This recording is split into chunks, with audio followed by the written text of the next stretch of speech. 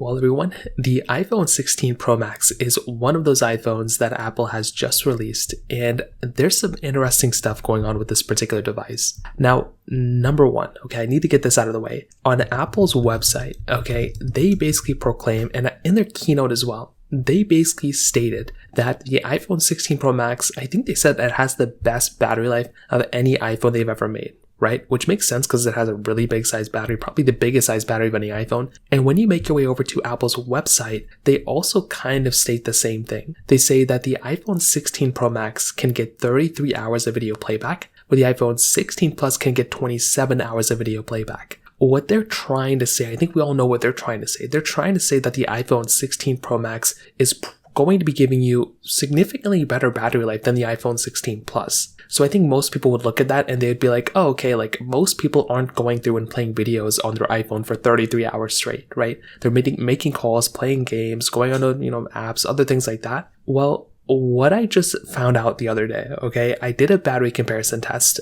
and I saw that the iPhone 16 Plus was actually giving me better battery life than my iPhone 16 Pro Max. So within this test, all I did was I maxed out the brightness. It's a very basic test. I maxed out the brightness on both phones. I put them on non-automatic brightness. I close out all the apps in the background and I leave them on for their screen for 1 hour and I just play games the rest of the time. So whatever I do on one phone, I do on the other. The iPhone 16 Pro did worse than my iPhone 16 and my iPhone 16 Pro Max did worse than my iPhone 16 Plus. Which wouldn't necessarily be a problem if on Apple's website they didn't state that my iPhone 16 Pro Max was supposed to give me better battery life than my iPhone 16 Plus. And I would recommend you to also do your own tests and see if this works out as well. If you have a 16 Plus or 16 Pro Max, kind of see the differences between the battery lives. Now, I would assume if I'm going to leave them on the same application, like if I was just to leave them on their front display the whole entire time, maybe the 16 Pro Max would be better. But again, with the 16 Pro Max, you're having a 120Hz display. It's a bigger display, so it has more things to power. So it makes sense that the 16 Pro Max battery life isn't better, but I don't get why on Apple's website and, in their keynotes,